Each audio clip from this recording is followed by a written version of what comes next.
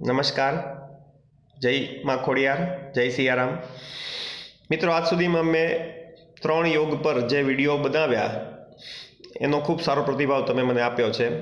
જ્ઞાન યોગ, ભક્તિ યોગ અને કર્મયોગ.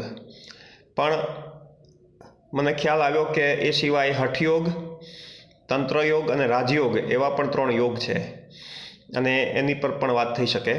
અને આપણે એની વિશે મુક્ત મને સાંભળવું, વાંચવું તો જોઈએ જ. રાજયોગ વિશે વાત કરું તો યથા રાજા તથા પ્રજા. રાજયોગ એટલે યોગોનો રાજા, એવું ઘણા બધા લેખકો કહે છે.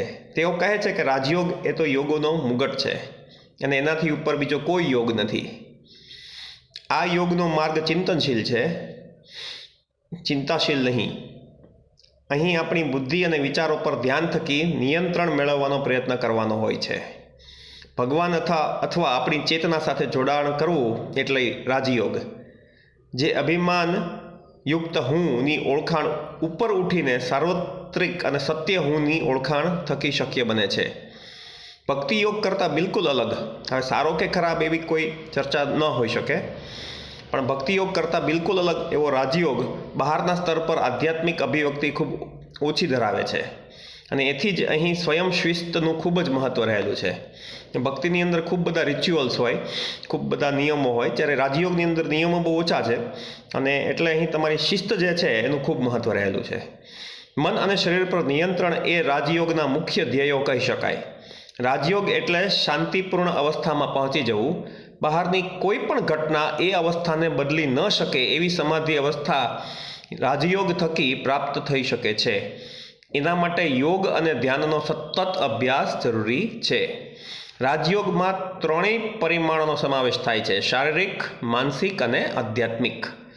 જેથી રાજયોગને અપનાવનાર એક સંતુલિત અવસ્થામાં જીવન જીવી શકે છે અને એક સંતુલિત અવસ્થાને પ્રાપ્ત કરી શકે છે જે આ 3 સ્તરે કામ કરે છે. રાજયોગ અંગે વાત કરીએ તો સ્વામી વિવેકાનંદે આ પદ્ધતિને પ્રચલિત કરવામાં ઘણો ફાળો આપ્યો હતો. જોકે રાજયોગ સામાન્યતઃ પરંપરાગત રીતે ધ્યાનને જ મુક્તિ મેળવવાનું મુખ્ય સાધન માને છે. આજકાલ ઘણી બધી પદ્ધતિઓ દ્વારા રાજયોગનો માર્ગ શીખવવામાં આવે છે. 19મી સદીમાં સ્વામી વિવેકાનંદે એક પુસ્તક લખેલું જેનું નામ જ રાજયોગ હતું. આ પુસ્તકની અંદર એમણે પતંજલિના યોગસૂત્ર સાથે રાજયોગની તુલના કરેલી. ત્યારબાદ એવું જોવામાં આવ્યું છે કે રાજયોગ અને પતંજલિનો અષ્ટાંગ માર્ગ એકબીજાના સમાનાર્થી તરીકે જ જોવામાં આવે છે અને બંને એક જ છે એવું એક બહુ મોટો વર્ગ માને છે.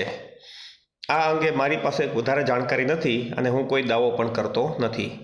અહીં એ સ્પષ્ટ કરી દઉં કે મને બ્રહ્માકુમારીસ દ્વારા શીખવાતો રાજયોગ છે એની ઉપર ખૂબ માન છે. બ્રહ્માકુમારીસને હું અંગત રીતે ફોલો નથી કરતો, પણ બ્રહ્માકુમારીસે લાખો કરોડો લોકોને શાંતિની અવસ્થામાં પહોંચાડ્યા છે, સ્ટ્રેસ મુક્ત જીવન જીવવા માટે હેલ્પ કરી છે. અને શિવાની દીદી વિશે તો જેટલી વાત ના કરીએ એટલી જ સારી, કેમ કે શિવાની દીદીની એક્સપર્ટાઇઝ વિશે હું બોલવાવાળો કોણ. એમની જે પ્રેરણા છે એનાથી કરોડો લોકો આજે ખૂબ શાંતિવાળું જીવન જીવે છે. રાજયોગ અંગે થોડું વધારે વાત કરીએ તો આપણી સ્વની ઓળખમાં મોટામાં મોટું નડતર આપણું મન છે. આપણું મન ખૂબ વ્યસ્ત છે. મોહ, માયા, વિચારો, લાગણીઓ વગેરેને કારણે એ ખૂબ ભરેલું રહે છે અને એ જ દુઃખનું કારણ બને છે. પતંજલિ અષ્ટાંગ યોગને આચરણમાં મૂકવાથી તમને જ્ઞાનયુક્ત ચેતનાનો અનુભવ થશે, જેને સમાધિ કહેવામાં આવે છે. સમાધિ અવસ્થામાં તમને તમારા સાચા સ્વની ઓળખાણ થાય છે. અષ્ટાંગ યોગના 8 રસ્તાઓ અથવા 8 અંગ નીચે મુજબ છે: યમ, નિયમ, આસન, પ્રાણાયામ, પ્રત્યાહાર, ધારણ, ધ્યાન અને સમાધિ.